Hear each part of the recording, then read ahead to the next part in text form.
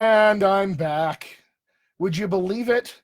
Technical difficulties yet again. So, um, I was talking, I was before the video ended the last time. I was talking about what kind of a strange time this is for us to be alive and working in this world. With everything that's gone on in terms of our business and our industry being shut down. Um, it's actually a perfect time for us to invest in all of our training. This is the perfect opportunity for us to do this, and I'll tell you why. All right. Number one, we don't have any deadlines. We're not rushing towards a casting. We're not rushing to get ready for an audition. We're really not rushing anymore to get ready for a class of some sort. We're not in a rush to get any of these kinds of things done right now. And so when we don't have the pressure of having to get ready for any of these casting deadlines or anything along those lines, we actually get to take a second and go, okay, I can breathe again. I can breathe and be chill and put some effort into really, getting better at what I do as an actor. So now is a perfect time for this all to sort of kind of come together for us. Not the only, but the big challenge, I will say, when it comes to let's use this time that we have kind of a hiatus from the busyness of the industry. The big challenge is that, our focus is a little divided, isn't it? Sometimes it's hard for us to, it's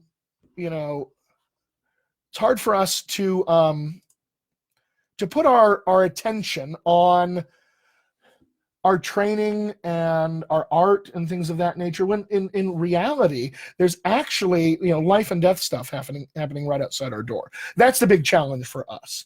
But I think I was saying earlier before the video kicked me off, I think for the third time, that there's not a better time or more important time for us to be good at what we do as artists. This is a really, really important and powerful time for us to do this. So I think it's important that we, that we talk a lot, at least for ourselves, as, what's our why? Why am I here? Why do I do this training? Why is it important for me to be good at art and full of art and try to change and affect the world in these ways? Why are these things important? And so I would just encourage you today. Like, today's a good day to think about that. You don't have to have the answer right away. You're not going to come up with the answer probably right away. But every single day that you want to invest in your training is a new opportunity for you to say, I'm here because it's important that I make art.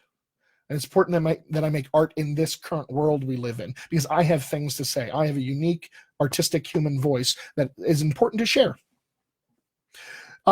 So with that, let's talk more specifically about accents. And like I said, I'm open to all sorts of questions. It looks like I can see the chat going on. Just want to say hi to a few people that are out there. Looks like Eliza is there. Hi, Eliza. Hi, Adam. Adam McRose has joined us. So hi, guys. Welcome to the party. So let's talk about this. Why do I need accent training? Why? Well, accent training is a subset of sort of acting training, right? It's kind of more specific subset of that. And I'll say that over the last 10 years or so, there's been a big swing in the industry, a wonderful swing. There's a lot of really cool stories being told now.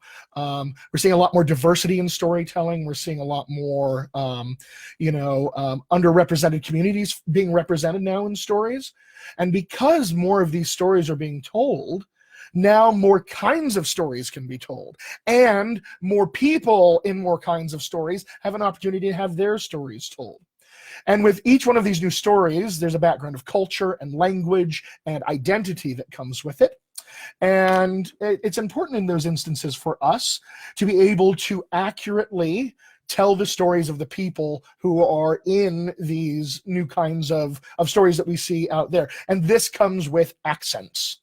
And so why is it important to have accent training? So that we can accurately and authentically and with sensitivity and with great celebration, really celebrate the cultures that these things come from and the stories that are being told now. So that's the first, biggest, broadest reason why it's important that we invest some way in accent training.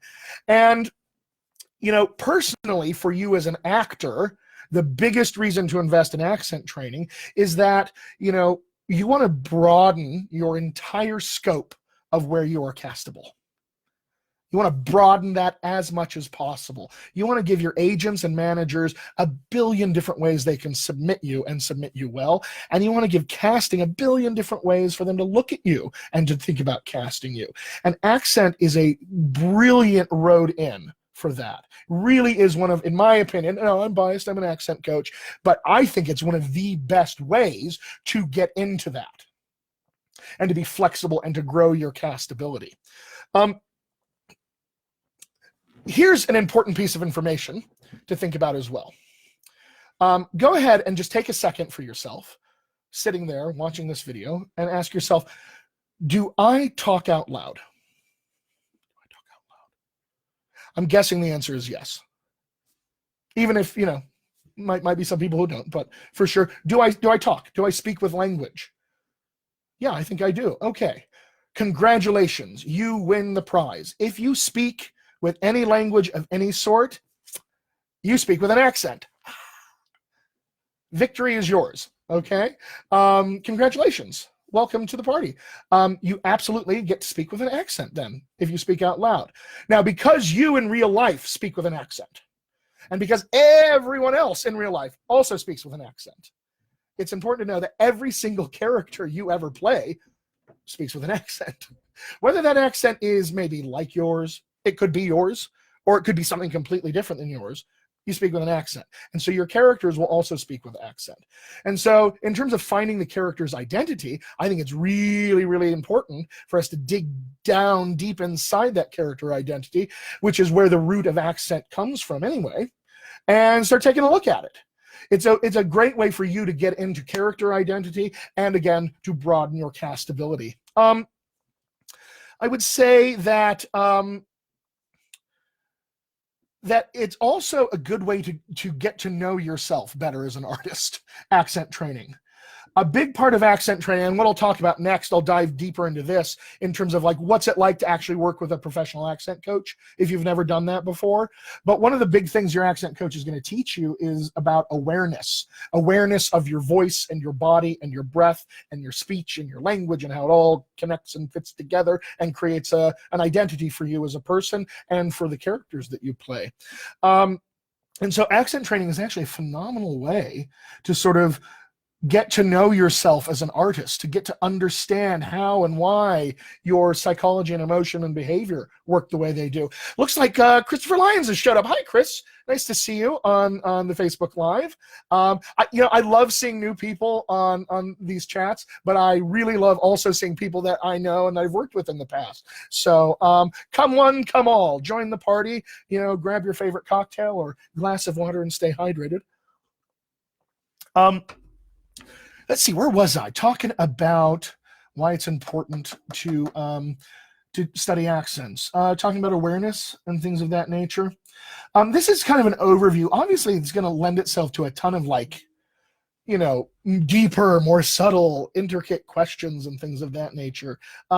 Shoot those up on the chat. I want to see if I can field some of these questions for you and see what kind of shows up. Let's see here. If you've never worked with a professional dialect coach, I can imagine as an actor looking to get into accent training, thinking to yourself, okay, how do I find a dialect coach? How do I make sure it's the right kind of dialect coach for me? How do I know what I'm dealing with? And then once I find that person, what will I actually be dealing with? Because believe it or not, a dialect coach, we're different. We're different creatures in a lot of ways than other professionals that you find to help you in your training.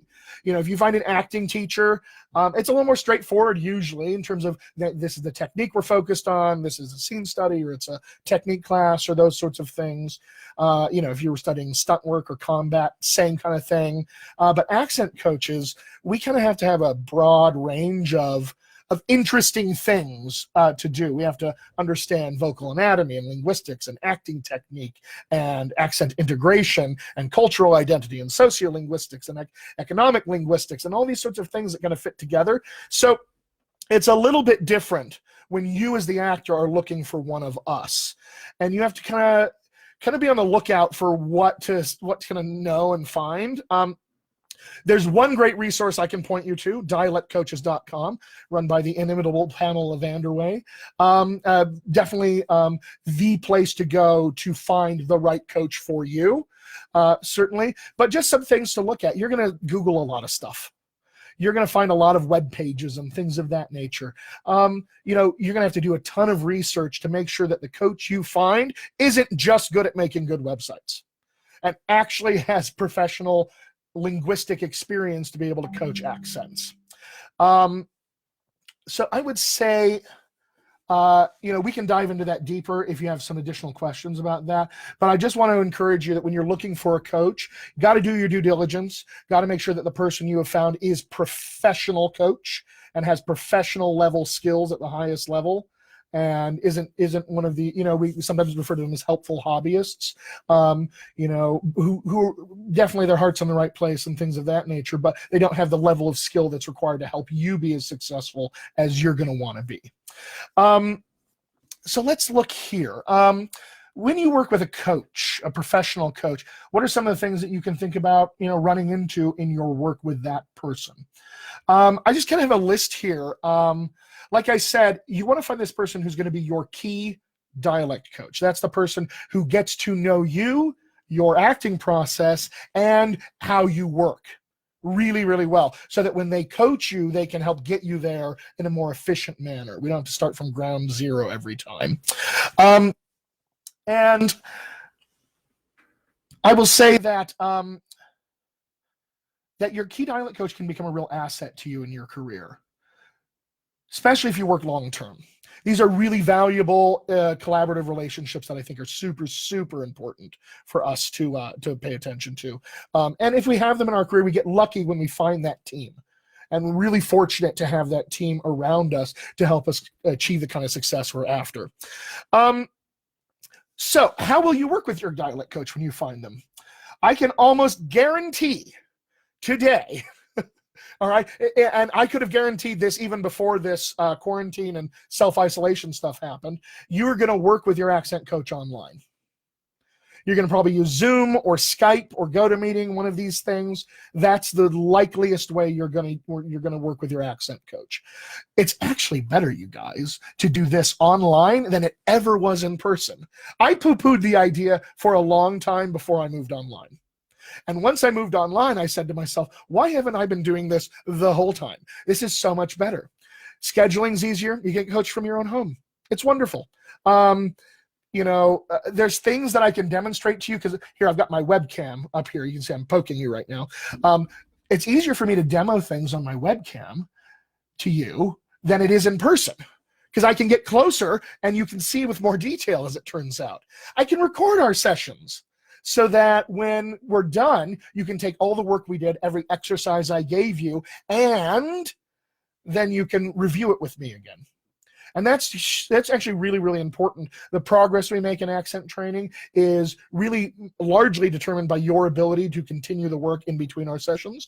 And so having the ability to record sessions has been a real boon to our industry and a help for you actors out there who are doing accent training. Let's see, what can I expect to learn from my accent coach? Obviously accents. Okay, but a good professional dialect coach will do this for you. They will teach you accent acquisition skills. These are the skills that are necessary for you to learn any accent. If you can learn those skills, then everything is going to be open to you. Every accent in the world that you could ever want to learn would be open to you at that point. So a good coach is going to teach you the accent acquisition skills.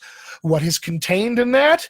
Things like, we talked about motivation a little while ago. What's your why in terms of training that can handle that? Awareness, the awareness of how your mouth works, how your tongue works, how all of your vocal anatomy fits together, how you speak, your accent. Awareness is everything in this work, as it is in every, I think, piece of acting work. Awareness of how we operate and work. You'll learn vocal anatomy, names and pieces of all this musculature and in and around here, all of that, the mechanics of speech, flexibility, mastery of this vocal tract and how it works. You'll learn how to research accents. You'll learn, one of the skills in terms of finding a target speaker. Authenticity is everything in accents. And so we have to be able to find actual human beings in the world who speak like we want to speak, and then model ourselves off of them, discover how they're doing their accent, and then do that ourselves. So how to do that. You may learn phonetics, the International Phonetic Alphabet. Some coaches use it, some coaches don't. I use it on and off, but not every actor knows it, so I don't use it for every actor. You'll learn some valuable perspectives about accents and language in general, and much more. It's a pretty deep and comprehensive process. And you can literally learn anything that you want to learn about accents and language with an accent coach. Good professional accent coach, you'll definitely have that ability. Here is, and by the way, I see your questions. Thank you so much for sending the questions. I've got them listed here for me, so I'm gonna tackle those questions after I sort of finish up. I've just got one more thing that I kind of want to talk about here. It's a pretty big question here in the industry, and I want to make sure that we cover it, and then I'll be happy to take some questions. So fill up the chat with your questions right now, even as I'm talking, and we'll see where it goes from there. Let's see here. So the final thing that I really wanted to sort of jump on and chat about, one of the phrases that I'm certain that you hear a lot in the industry today is this phrase, accent reduction. Or you may have been told by somebody, an agent or a manager, hey, can we lose that accent? Is that something we can do? Can you lose your accent? Can you change your accent? Those kinds of things. And I just want to offer a couple of perspectives on this, because I think it's really important that we talk about what this whole process is and what we're actually, looking for and what we're actually after when we talk about things like accent reduction or losing an accent. First things first, like I said before, you already speak in an accent, right? And it's a wonderful accent. It tells us a lot about who you are, your identity, your personality, your past, where you came from, all of this stuff. It's a part of your social identity today with your crew that you hang out with, all your family, all of that. And so it's actually a really important part of you. And it should be celebrated as such. So when someone says, maybe could we lose that accent, they actually don't mean in your real life, as it turns out. What they're talking about is, can we lose the accent for this audition? Or for that role, or in this scene. That's really what we're talking about when somebody says, can we lose the accent? Because I guarantee one day you're going to be called into an audition that calls for your native accent, your home accent. You're going to be asked to go into that audition room. It's going to be wonderful. And you're going to be able to do that accent almost better than everybody else there because it's your accent. And if you've been in accent training, you'll learn how to modulate that accent as well. But your agents and your managers and casting do not want you to lose what is already a marketable skill. What they do want is for you to actually expand your ability so you can acquire additional accents. Accent acquisition is just that. Acquiring additional accents, so that if you need to play somebody from, Lubbock, Texas, you can sound like you're from Lubbock, Texas. Or if you need to sound like you're from Boston, or if you're from, Oxford, England, anywhere. Like, we have the ability to have that kind of flexibility. And so, I think this is really important because, when somebody says, can you get rid of that accent? It's easy for us to take that a little personally when that's not at all what was meant by it. They really just, they're asking, how can we expand? How can we, go further than we are today? That's what they're after, and I think it's a pretty important distinction to make.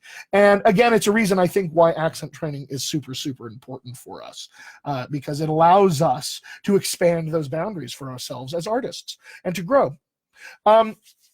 So that's basically all I'll say in terms of that. Let's field some questions. Let's see here. Okay. Bo Berglund. Hi, Bo. Nice to see you again. Good to hear from you. Bo asks, I learned an Irish accent, and now whenever I try to do a British accent, it always sounds Irish. Is there a phonetic reason for that, or do I just need to practice way harder than everyone else at British in order to succeed at British? Bo, that's a wonderful question. And, that experience of learning an accent and then carrying pieces of that accent into another accent, I find is fairly common, especially when we start building the number of accents that we carry around in our back pocket with us.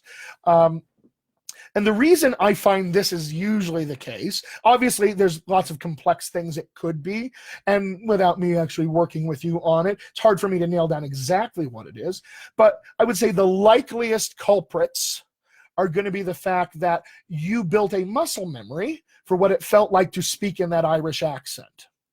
And then when you started learning the second accent, which was this British accent that you were tackling, it's likely that some of the muscle memory from the Irish accent carries over into this other accent. And the features, the physical features themselves of those accents can be similar enough so that you have a harder time distinguishing them. So you actually get pulled into your Irish accent when you start trying to use the British accent. That's probably the likeliest culprit. But again, I'm not in the room with you, so it's hard for me to say, 100% what's going on. But, I see this a lot when I'm working with clients who have done, they come to me for that first accent. We learn the skills, we master that accent, and now let's do a second accent. And then we try to go back and forth between those two accents. A lot of overlap there. A lot of really interesting stuff starts to happen in that way. So good question, Bo. Fantastic. I love that awareness, too. You're like, what's going on here? Do I need to just work harder than everybody else? No, you don't need to work harder than everybody else at the British accent, but I would say maybe a more detailed, specific look at the differences between those accents and how they feel inside your mouth. That might be the most useful sort of first step to take in terms of all of this. Let's see here. Christopher Lyons asked, hi, Chris, again. Good to see you online. He asked, would I recommend better mics than what's available on phones, tablets, or laptops for online sessions? That's a great question. In the world of technology, there's a lot of different options that we can kind of deal with. And I would say that for most people, the mic that comes in your MacBook Pro or whatever it is, those sorts of things, those mics I think are very useful. They're pretty good. When we get into kind of uber, super subtle, detailed work, I find sometimes it's useful to have a mic that's maybe a little higher quality, but almost never is it a huge problem. I'll pull my mic into the screen. I've got a Blue Yeti, sits on an articulating arm here, and this mic is good enough to pick up all the detail from my voice for all my clients. Some people like to use headsets and things like that. I would say that everybody's got their own preference, but usually what's already built into your phone or your tablet or your laptop is good enough. If it isn't good enough, I have some good news. It's not that expensive to get a better mic. You can get a pretty decent mic for about 30 or 40 bucks on Amazon that can just sit right there on your desk in front of you, those sorts of things. And they're multi-purpose. For actors who are doing voiceover stuff, you can use it for these things too. It can all be very, very helpful for you. But good question. Thanks, Chris. Thanks for that. Keep the questions coming, my friends. I am more than happy to field everything that's out there. Here's a great question that has just been asked. How long does it take to learn an accent? Okay. You might be disappointed by this answer. Here's my answer. It depends. Really just depends. When you meet with your accent coach for the first time, or you do a phone call consult to see if you guys want to work together, that's one of the things that you guys will talk about. How long is this likely to take? What can I expect from this process in terms of a time commitment? Because every actor is a little different. And because every actor's got a different set of skills they already bring to the table, I guarantee, by the way, you will already bring accent skills to the table when you start meeting with your accent coach. Guaranteed. Because you speak language. So you already possess some of the stuff that we need to be able to do accents. Because every actor brings all this different info with them all the time, it can be difficult to sort of guess, if you will, right off the bat, how long it's going to take for some of this stuff to happen. A lot of it depends on your ability to work in between sessions, how often you get to work with your coach, how often you practice, how diligently you practice the exercises you've been given, how sort of gung-ho you are about honing your skills and being obsessive about them in a way. So all of those, I mean, it just varies so widely actor to actor. But that being said, the best thing I can say in terms of time frame is that plan on months in some cases of consistent work. Accent work really does require good consistency over time. Any sort of big breaks in the middle and you lose that momentum, you got to go and rework stuff before you can get back to it, and so you just add time to it. So whatever it is, I would plan on just being real consistent with it while you're able to. I think that's probably the best way to frame it for yourself. But you would think no differently if you were taking an acting class. Like, how long does it take for me to master this scene study stuff? Well, you're there for what, 6-9 months in some cases. So it takes usually as long as it takes, just like any artistic journey. But I would say that, plan on giving a nice commitment to it. And it should feel good for you to commit to a piece of technique like this. Really should. Should feel awesome to do that. Let's see here. Another question. Ooh, here's a good question. Okay, this is a doozy of a question too. How much does it cost?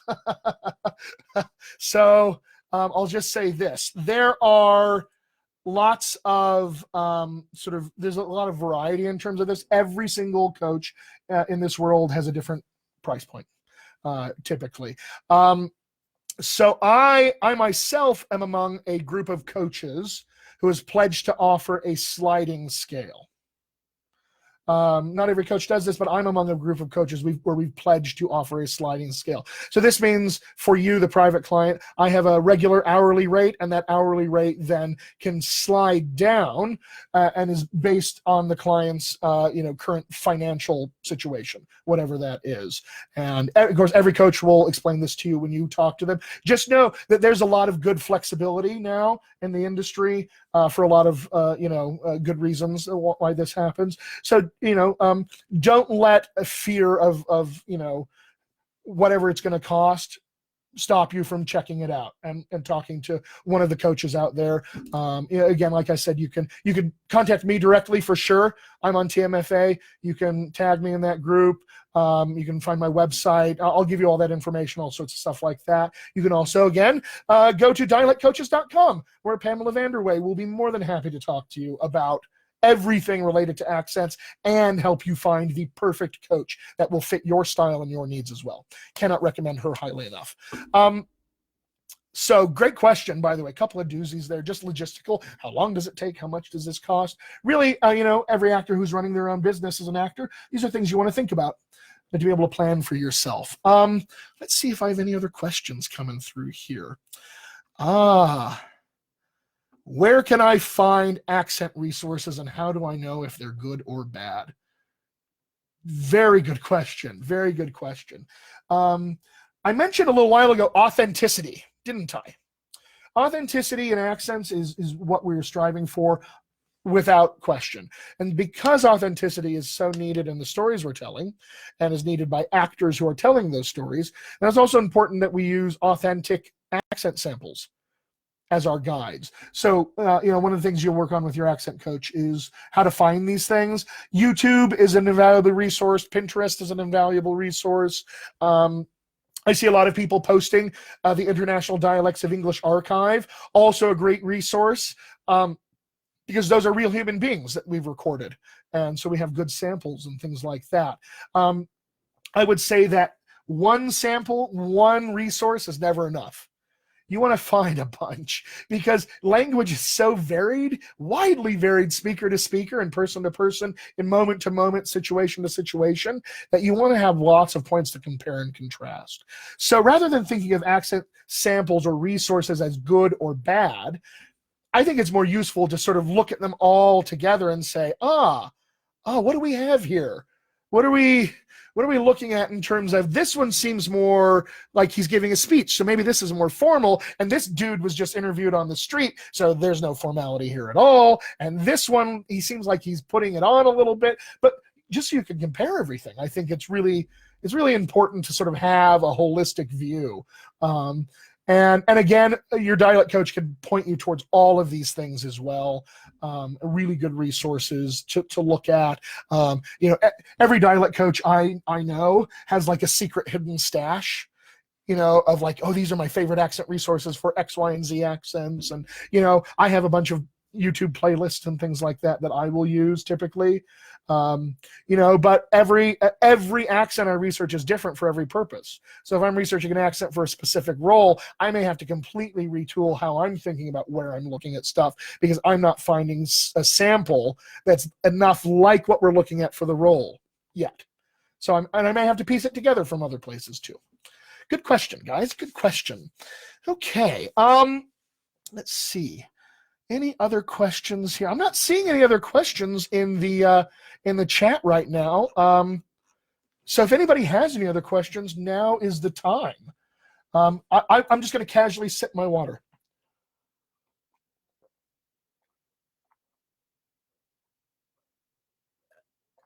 and await questions.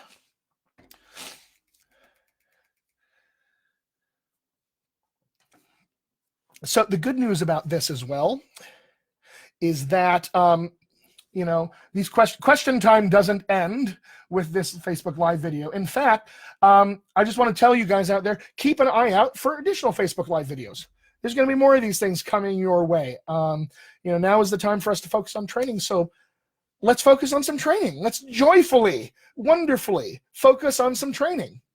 Take our minds off crazy stuff in the world by focusing on our training, so that when we emerge from this thing, we're ready to sort of leap right into it. I guarantee this business isn't going to stay on hiatus. As soon as we get a green light, somebody somewhere is going to go into production, and we want to make sure we're ready when that happens. So question time doesn't end with this video. I just want to encourage you, reach out to me anytime. I am here to help. You can find me, and I'm going to type this into the comments. My website is dialectcoachchrislang.com. Make sure I spelled that right. Sure did. It's got my name in it and everything. My contact info is there on the website. You can reach out to me anytime. I am here to help. I want to make sure you guys get the support that you deserve in this business, as especially in this time of exciting changes for all of us. So I think with that, I'm going to go ahead and press the end button on this. It's been about a half an hour. That seems long enough to me. So keep an eye out for some future videos. Thank you all so much for showing up. Thank you again to Wendy for inviting me on here to talk to the actors and everybody here. Really do appreciate everything you're doing for this community, and I can't wait for us to collaborate even more and be a bigger, better, faster, stronger part of it. Have a great night, everybody. I will see you out there on the interwebs. Bye-bye.